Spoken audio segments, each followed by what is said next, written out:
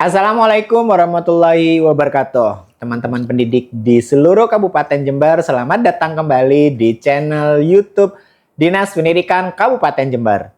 Hari ini masih di momentum Hari Guru Nasional di tahun 2025 ini dengan tema Guru Hebat Indonesia Kuat. Nah, kali ini saya akan membawa seorang guru hebat lagi. Beliau akan menghadiahkan sesuatu untuk guru-guru di Kabupaten Jember khususnya dan di seluruh Indonesia. Apakah hadiahnya itu? Tapi kita kenalan dulu ya dan beliau adalah Pak Muhammad Yasin. Pak Muhammad ya? Iya. Pak Yasin, Bapak Ibu. Pak Yasin saja. Ya, Pak Yasin silakan berkenalan dari SMP mana atau dari mana? Baik, perkenalkan saya Muhammad Yasin yang biasanya teman-teman lebih familiar panggilnya Yasin ya. Dari SMP Negeri 1 Arjasa. Nah. Dan saya sebagai guru, kebetulan guru-guru yang paling dijadikan momok nih. Ini yang citranya mulai diperbaiki karena guru matematika. Saya kebetulan ngajar matematika di sana dan ada beberapa jam di sana kita juga dapat bagian informatika. Wah, ini guru informatika, tapi sebetulnya aslinya adalah beliau guru matematika yang ditakuti oleh saya terutama karena dari dulu saya paling takut dengan yang namanya matematika. Tetapi sekarang sudah ada matematika gembira ya Pak Yasin ya. Betul. Apalagi kalau misalkan gurunya Pak Yasin, saya seneng kayaknya nggak ngajar matematika tapi guyon. Ini yang bisa dirubah. Oh iya, berubah. Paradigma ya? Kalau guru matematikanya sosoknya itu menakutkan gitu ya. Sekarang beda ya. Beda. Feel-nya beda. Pak Yasin. Malah banyak yang ini. Nggak menyangka kalau saya guru matematika. Iya, baik Bapak Ibu. Hadiah apa sih sebetulnya yang dibawa Pak Yasin? Pak Yasin boleh cerita nggak apa sih yang Pak Yasin hadiahkan untuk guru-guru di Kabupaten Jember terutama? Sebenarnya ini salah satu inovasi yang ingin kita juga kenalkan ke teman-teman yang ada, guru-guru yang ada di Jember utamanya khususnya. Ini masih fresh karena memang kita coba kembangkan dari beberapa waktu ini. Dan melihat paradigma yang lagi in nih, pembelajaran mendalam.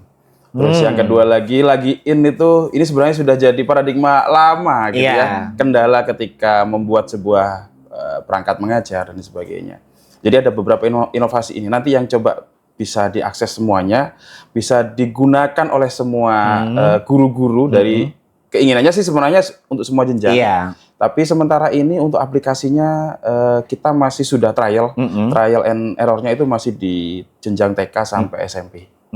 Harapannya nanti juga bisa menjamah ke rekan-rekan yang dari SMA dan SMK karena variabelnya banyak sekali kalau jenjang atas ini. Ini kok saya langsung terbayang ya, kok jenjang TK, SD, SMP nanti akan ke SMA.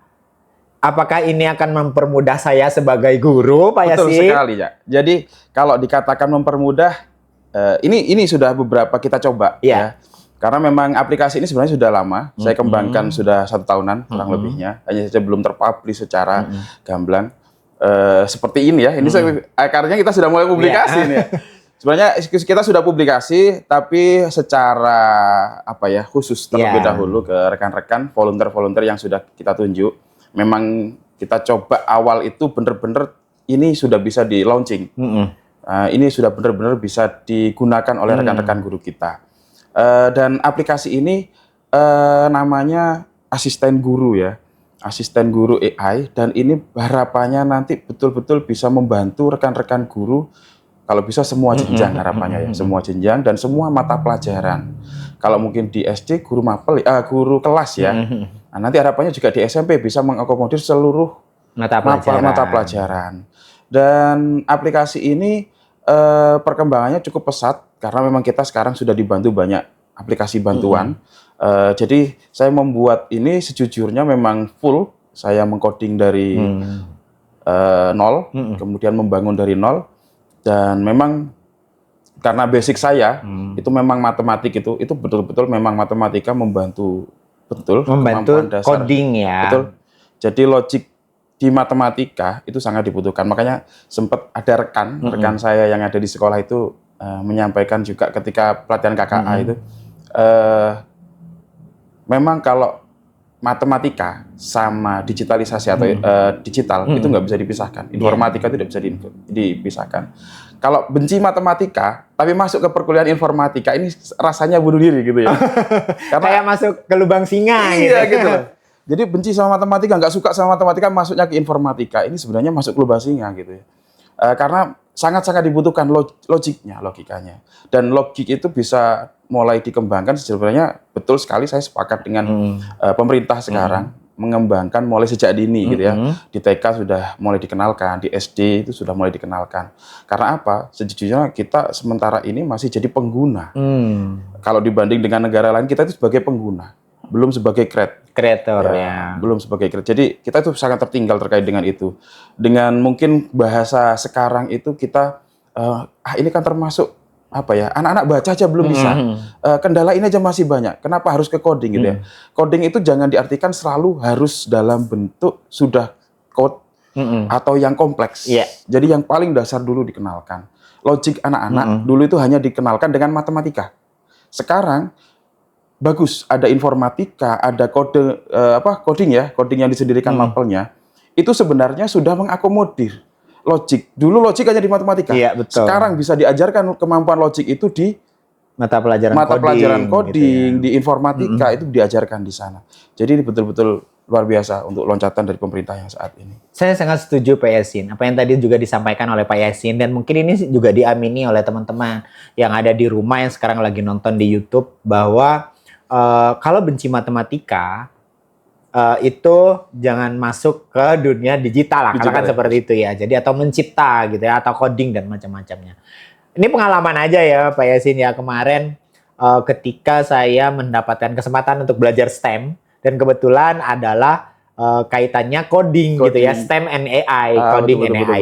Itu aku yakin nggak bisa nih, nggak gitu. Nah ternyata setelah saya belajar itu memang kebalik gitu ya, kebaliknya tuh menyenangkan loh ternyata gitu. Mungkin sekarang juga guru-guru harus paham bahwa penalaran kritis, gitu, logical thinking itu sangat penting buat anak-anak kita, apalagi dengan serangan-serangan media digital yang memanfaatkan mereka, anak-anak kita ini sebagai pengguna, bukan sebagai pencipta gitu. Nah, tadi juga di-spill sama Pak Yasin bahwa kita ini tertinggal dengan negara-negara lain yang kita sebagai pengguna negara lain sudah sebagai pencipta gitu ya. Nah, oleh karena itu Pak Yasin sekarang juga membuat atau menciptakan asisten guru ini untuk teman-teman guru yang ada di rumah untuk membantu Bapak Ibu membuat RPP.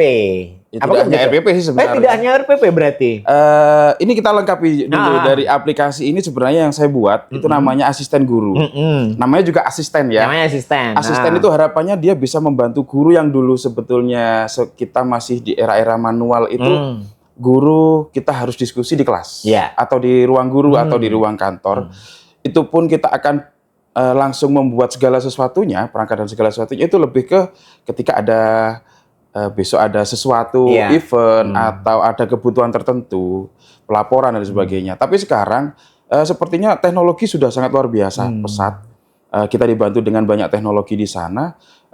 Saya kembangkan sebuah aplikasi AI, asisten AI itu harapannya tidak hanya menggunakan sekarang bukan RPP ya, Cak ya. Apa? Perencanaan pembelajaran ya. Perencanaan pembelajaran. Istilahnya sebenarnya banyak sekarang ya. Ada yang sebutnya perencanaan pembelajaran, ada yang masih di RPP, ada yang masih nyebutnya modul, tapi intinya arahnya ke sana. Yang sudah semacam dibuat itulah gitu. Yang sudah dibuat, ditentukan juga bentuknya seperti apa sekarang di PPA 2025 ya. Nah, semua itu kita tarik. Jadi aplikasi asisten guru ini sudah update. Jadi kita akan update terus karena yang membuat guru. Jadi kalau yang membuat guru kan tahu situasi guru ya. Banyak aplikasi di luar sana yang mungkin buatan dari teman-teman dari yang betul-betul programmer itu mungkin ada di luar sana seperti ChatGPT, Gemini dan sebagainya. Itu sudah levelnya high dan untuk kebutuhan menyeluruh masyarakat. Sedangkan yang asisten guru ini memang kita desain khusus untuk kebutuhan guru, membuat perangkat ajar mulai dari modul TP, membreakdown, bisa dibantu oleh dia. Jadi membreakdown CP ke TP yang biasanya pakai 3 alternatif, secara manual, mungkin bingung, ini bener nggak gitu ya. Bisa dibantu sama AI nih, asisten AI bisa bantu. Kemudian menyusun ATP, mengurutkan dari mana yang abstraksi atau yang ke yang dari sulit ke mudah, mudah ke sulit ya, itu sudah dibantu oleh AI. Jadi asisten guru ini, jadi dia bisa betul-betul membantu arahnya ke sana. Kemudian juga di kerangka pembelajaran yang sudah ada di PPA 2005 ketentuannya, itu sudah tinggal masukkan saja di sana beberapa perintah. Nah, kalau ditanya apa sih perbedaannya ya, kan kita bisa aja pakai yang lain gitu ya. Nah, pakai Gemini, tinggal kasih prompt aja gitu. Betul. Kalau pakai yang pada umumnya chatbot ya, itu kan chatbot. Kalau yang ini asisten guru itu tidak ke chatbot, tapi melainkan kita tinggal kasih CP-nya saja. Kalau di chatbot, kayak di chatbotnya miliknya Gemini atau lain sebagainya itu, kita harus mengenalkan terlebih dahulu. Betul. Kita harus ngeprom terlebih dahulu, banyak ngeprom di sana, kemudian kita harus kenalkan banyak pengennya seperti apa, detailnya seperti apa, formatnya seperti apa. Kalau di asisten AI tidak perlu. Jadi kita cukup di sana ada pertanyaannya nanti masukkan CP, sesuaikan CP-nya, fasenya, kelasnya. Tapi insya Allah untuk yang sekarang tidak perlu menginput itu semua. Karena identitas itu sudah kita buat login. Kita buat login. Ketika login sudah masuk, itu sudah terdeteksi, sudah terakomodir di sana, pasti ini yang buat gitu. Jadi bedanya asisten AI ini dengan ChatGPT, dengan DeepSeek, dengan Gemini gitu ya.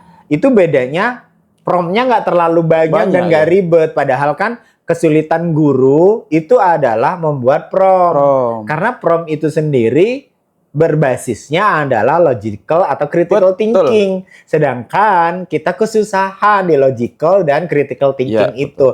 Oleh karena itu muncullah yang namanya asisten AI ini. Dan itu ciptaan anak negeri ya. Dan orang Jember loh, SMP 1 Arjasa lagi gitu ya. Kalau boleh diulik lagi ya, Cak ya. Ini yang menarik, memang sengaja kita coba apa sih yang paling bisa digunakan, karena ini yang buat guru gitu ya. Jadi saya pengen membuat sebuah aplikasi ya dari sudut pandang guru dan kebutuhan guru gitu. Jadi saya sendiri guru, akhirnya mencoba sendiri, kemudian membuat kendala saya seperti ini. Kita tahulah kompleksitas di sekolah kita masing-masing. Jadi rekan-rekan di sekolah kita, yang entah itu di jenjang SD, SMP maupun di TK, ini kan Superman semua. Bisa jadi mereka dengan segala job desk-nya ya sekolah ya, itu buat alasan gitu. Tapi sekarang enggak, dengan nanti boleh dicoba ya teman-teman sendiri di rumah menggunakan asisten AI itu untuk kebutuhan itu. Jadi membantu satu membreakdown yang biasanya manual secara manual. Ini dikatakan manual, apakah kita berarti bergantung sama AI? Tidak juga, karena di situ kita tetap harus menginputkan kebutuhan kita. Modifikasi boleh, tetap bisa memodifikasi aktivitasnya, tetap bisa memodifikasi. Nanti kita coba buatkan panduan lebih lengkapnya. Sementara ini kita masih coba dapat report dari para volunteer kita. Nah, nanti kita buatkan key-nya untuk bagaimana lebih spesifik hasilnya sesuai gitu, Cak. Jadi output dari asisten AI ini misalkan berupa RPP katakan, atau assessment yang lengkap dengan assessment dan macam-macamnya, itu belum absolut ya, belum atau absolut, masih bisa dimodifikasi gitu ya. Kembali lagi prompt is key ya. Kuncinya ada di prompt gitu. Spesifikasi dari prompt itu membuat hasilnya nanti sesuai juga apa. Karena kendala yang terjadi selama ini ya di lapangan itu berkali-kali ketika kita mengadakan pelatihan, itu sering ada, Pak, hasil AI itu nggak sesuai, Pak. Nah, iya pelatihan gitu ya. Oh, nggak sesuai ya, Pak, Bu? Ya, iya, Pak. Nggak sesuai sama keinginan kita. Bapak, Ibu, bagaimana membuat prompt-nya gitu? Buatkan saya RPP. Oh, gitu ya. Nah, ya, itu kembali lagi kan yang tadi critical thinking dan logical thinking-nya belum. Jadi spesifikasi pembuatan prompt, pemahaman pembuatan prompt itu masih di dasar banget gitu. Dan ada memang teman-teman yang juga sudah expert ya di prompt gitu. Wah, saya nyaman kok, enggak apa-apa. Jadi yang saya buatkan di sini kita mengakomodir dari semua teman-teman, daripada nge-prompt banyak-banyak nih gitu ya. Daripada pusing-pusing bikin prompt nih, asisten AI nanti bisa membantu gitu. Harapannya ke sana. Dan lagian ini kan kayak RPP, bikin assessment itu adalah pekerjaan rutin. Kenapa nggak diotomatisasi kan gitu. Saya sepakat, kemarin ada teman-teman yang bilang gini, RPP itu yang benar adalah terus bergulir. Terus berkembang. Jadi menyesuaikan dengan kondisi siswa. Belum tentu RPP tahun ini bisa dipakai di tahun depan. Karena yang dihadapi siswanya sudah berbeda. Artinya berkembang. Nah, asisten AI ini harapannya betul-betul menjadi asisten, pembantu guru yang mungkin Superman tadi ya. Wah, lagi ada tugas lain nih. Wah, saya butuh ngajar. Saya butuh perencanaan baru untuk hari ini. Hari ini. Udah bisa digunakan asisten AI. Hari ini cetak, hari ini disesuaikan hari ini atau malamnya bisa. Nah, kemarin sih sempet ya ada beberapa guru juga ketika kita berbincang-bincang sebelumnya gitu Pak Yasin ya. Ada kepala sekolah yang mengatakan, saya nggak butuh RPP yang udah dibendel. Saya butuh yang harian gitu. Karena ini kan mengakomodir hal itu juga Mas Yasin ya. Saya juga setuju Bapak Ibu. Jadi kenapa RPP itu harus dibuat walaupun misalkan modul ajar gitu ya, dibuat 1 semester gitu misalkan ya. Tetapi apakah itu akan mengakomodir di hari berikutnya setelah kita ajarkan? Itu yang perlu kita mungkin update. Lebih ke gitu kebutuhan administratif. Iya, kalau mungkin secara administratif dapat gitu. Tapi secara aplikatifnya mungkin susah gitu. Nah, mungkin dengan adanya asisten AI ini gitu ya Pak Yasin ya, itu akan membantu teman-teman guru, dan ini menjadi kado spesial untuk guru-guru dari Guru tahun 2025 ini dengan tagline yang guru hebat Indonesia kuat itu menjadi lebih gampang. Karena keluhan guru kan selama ini, administrasinya banyak, begini, begitu gitu ya. Nah sekarang Pak Yasin sudah menyiapkan Bapak Ibu semua untuk membantu kita dengan side job yang sangat luar biasa, dengan hal yang bisa diotomatisasi, kita otomatisasikan gitu. Tetapi Bapak Ibu, yang perlu kita ketahui Pak Yasin, gimana sih cara daftarnya Pak gitu? Ke web utama kita di Inovasi Edu ya. Nanti linknya kita cantumkan di bawah ini. Di bawah ini. Kita cantumkan di sana. Bapak Ibu bisa coba langsung. Nanti langsung register saja. Kita open free untuk rekan-rekan semua guru, khususnya di Jember. Khususnya yang hari ini podcast. Karena nanti ada aktivasi. Jadi nanti setelah kita publish ini, silahkan register. Nanti kita akan secepatnya aktifkan. Karena nanti ada aktivasi terlebih dahulu. Itu mudah sih. Nanti tinggal aktivasi 1 hari, insya Allah sudah bisa dipakai. Setelah itu bisa dieksplor sudah Bapak Ibu. Nanti ada panduan sekilas. Dan ada beberapa panduan di sana yang bisa digunakan.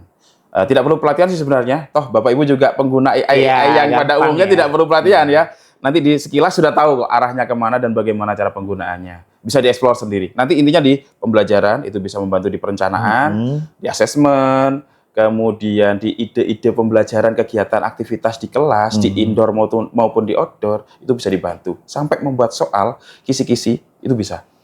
Sampai rubriknya. Terus Pak Yasin, ini kan katanya Pak Yasin tadi menyampaikan untuk guru-guru khususnya di Jember. Terus misalkan nih, penonton kita di podcastnya Dinas Pendidikan ini tidak hanya dari Jember Pak Yasin. Bahkan ada yang dari teman-teman dari LN, dari sekolah luar negeri, itu sempat chat saya gitu. Wah Pak Fatah, terima kasih ya, ternyata Jember, teman-teman Jember juga banyak yang yang mempunyai sesuatu yang menginspirasi kami juga gitu.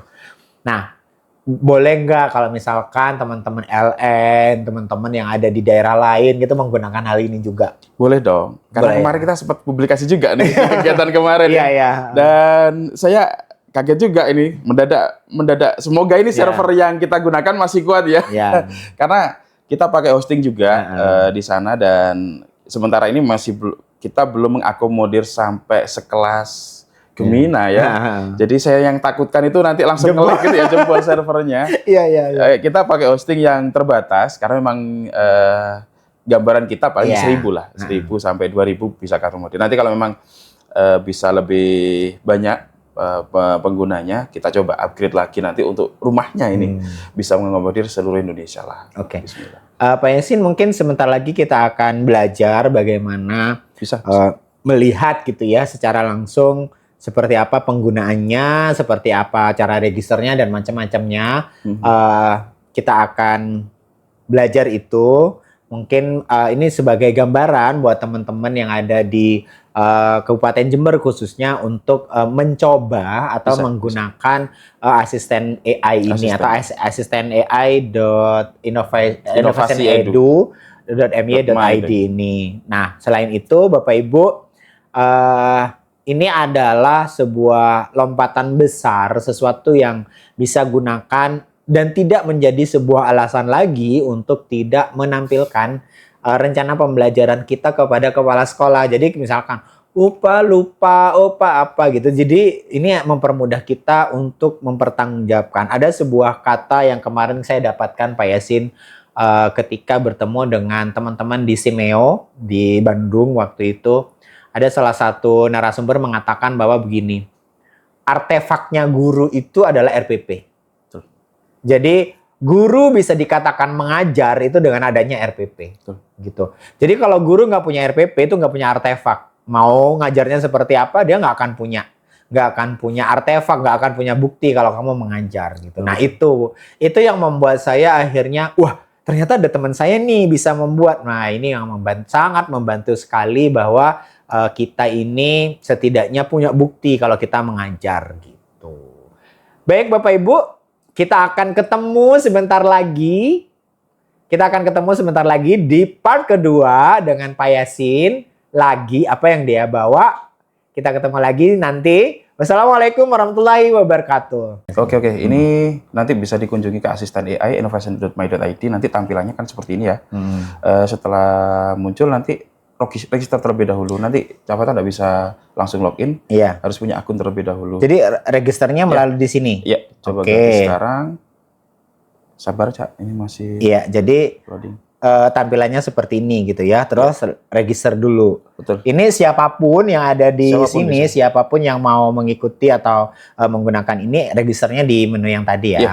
Coba gratis sekarang tadi. Itu semuanya kita free-kan. Nah, bisa diisi untuk datanya. Oke. Jadi kalau ini masih awal. Yep. Oke. Kalau aku kayaknya sudah punya sih Pak. Oh sudah punya. Berarti kalau sudah punya tinggal ini aja. Nanti ini Oke, berarti tinggal lihat aja. Ya. Jadi kalau misalkan yang masih yang pertama ini biasa nama. Kemudian nanti email. Ini nama boleh nggak sebutan atau apa gitu? Boleh. Tapi nanti ini Cak, jadinya dia akan jadi sebutan di RPP-nya. Oh, yang di bawah ya. Karena nanti tidak perlu nginput lagi nama guru, instansi dan sebagainya. Bagi kalau bisa nama lengkap yang biasanya dipakai di bawah tanda tangan gitu pengesahan ya. itu yang digunakan.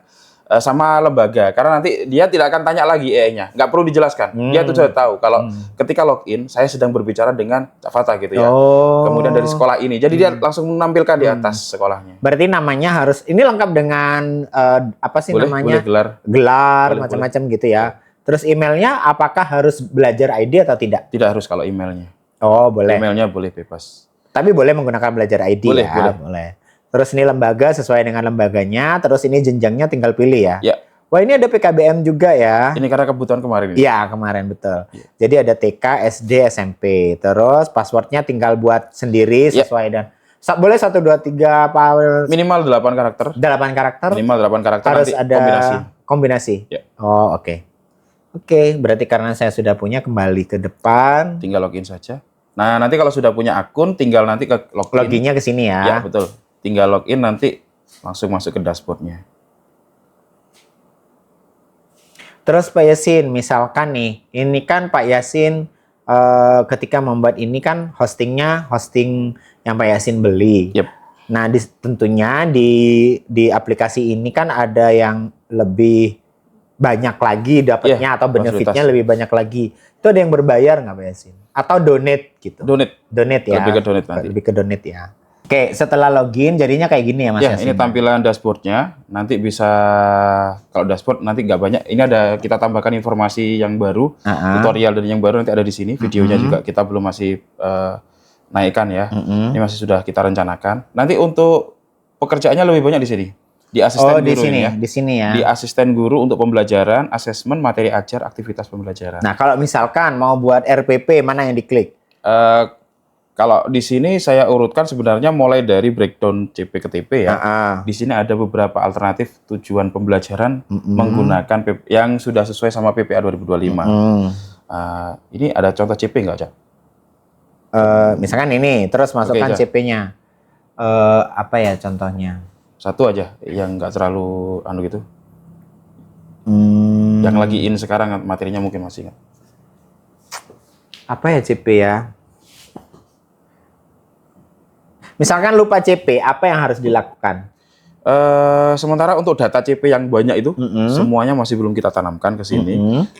Nanti materi yang bisa. Oh, kalau misalkan materi aja bisa nggak di sini? Bisa. Oke, misalkan nih ya, rantai makanan misalkan.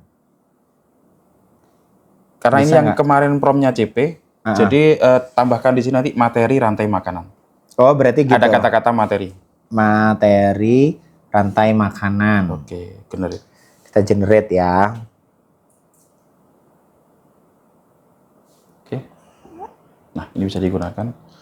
Oh, Jadi berarti sudah dipisahkan antara kompetensi sama kontennya sudah dipisah. Oh, Nah, disarankan ini. Jadi ini sudah sesuai juga sama taksonomi Solo. taksonomi Solo ya. Jadi sudah digunakan taksonomi Solo. Jadi tinggal TP ini untuk berapa kali pertemuan nantinya. Dan nanti bisa diperdetail lagi. Intinya di Chrome-nya tadi di TP atau CP-nya tadi ya di awal atau materinya dispesifikan lagi. Kalau memang kurang pas diperjelas lagi di atas tadi. Oh, berarti Di kata menyesuaikan. Berarti di tadi yang awal yang di sini ya. Betul. Ya, Pak Yasin ya. Di sini berarti dilengkapi CP-nya. Ya, CP-nya semakin detail CP-nya, semakin sesuai kebutuhan nanti boleh. Katakanlah ada tambahan di sini keinginan, boleh langsung ditambahin seperti ini. Titik 2. Nah, enter gini ya. Nanti ditambahin apa gitu. Ada prasyarat lebih, silahkan ditanam di sini. Di sini di generate-nya untuk hasil generate ini sudah tertanam PPA 2025 peraturannya. Cara membreakdown-nya seperti apa. Jadi dibuatkan seperti itu bentuknya. Ini kan masih belum bentuk. Ini kan kalau ini kan masih belum bentuk RPP. Oh, belum. Ini kan masih bentuk daftar kompetensinya apa, daftar kontennya seperti apa, tujuan pembelajarannya seperti apa. Nah, untuk membreakdown ke itu gimana? Ini berarti langsung ke perencanaan pembelajaran ya. Perencanaan pembelajaran itu ada 2 cara di sini. Bisa menggunakan nanti CP yang diinputkan. Oh, kerangka ini. Atau materi. Oh, kayak gini misalkan. Hanya saja nanti kalau materi, ini harus butuh yang namanya teman-teman guru literasinya perlu ditambahin lagi. Karena nanti TP yang sudah tertera di sini, karena yang diinputkan hanya materi saja, dia harus betul-betul memisahkan dan melihat TP itu sudah sesuai belum gitu. Oh, gitu. Takutnya TP yang sudah muncul di sini karena ini berbasis AI karena dikasih kata kunci hanya materi saja, takutnya dia liar. Karena ini pakai kata kunci liar pun dia akan tetap mengikuti aturan PPA 2025. Oh, berarti ini benar-benar yang dimasukkan di sini ini adalah CP. CP ya. Oke, ini contoh. Ini sudah ke kerangka pembelajaran yang ada di PPA 2025. Ketika di generate, nanti dia akan dibuatkan persis seperti aturan yang ada di PPA 2025, perencanaan pembelajarannya. Berada identifikasi, betul ada sekali. Perencanaan pembelajaran, ada pengalaman belajar Nah, gitu ini ya. dia. Oh, mantap. Nah, ini nanti. Ya, berarti ini ada identifikasinya gitu ya. Oh, berarti dimensi profil lulusannya pun juga ada. Sudah ada. CP-nya ada. Ini kemarin kejadian. Ada beberapa volunteer saya yang ketika menggunakan, Pak, ini kok DPL-nya masih pakai P5 gitu. Ini kan khasnya ya. Sedangkan DPL itu khasnya yang PM gitu. Sedangkan P5 khasnya yang dulu sebelumnya PM yang masih diferensiasi dan sebelumnya ya. Nah, kemudian kita benahi lagi sama PPA karena kalau hanya menjelaskan PPA 2025 ternyata AI itu tidak bisa langsung nyambung. Kita harus jelaskan dulu yang namanya DPL. Nah, kalau di sini sudah. Jadi semuanya nanti yang DPL ini bahasanya bukan P5 lagi. Sudah benar-benar DPL yang sudah di pembelajaran mendalam. Oke. Terus selanjutnya ini lengkap ya, ada desain pembelajaran. Kegiatan awal di inti ada memahami. Betul. Yang dimana di dalamnya ada ini prinsip bermakna, menggembirakan. Itu sudah ada semua. Oke. Jadi teman-teman di sini katakanlah ingin memodifikasi seumpama nih, Cak. Di sini kita mau buat aktivitasnya. Coba ditambahkan aktivitas mengaplikasi menggunakan IFP. Mungkin lagi ini nih sekarang. Jadi kalau memodifikasi perangkat hari ini juga untuk diaplikasikan, dia bisa bantu.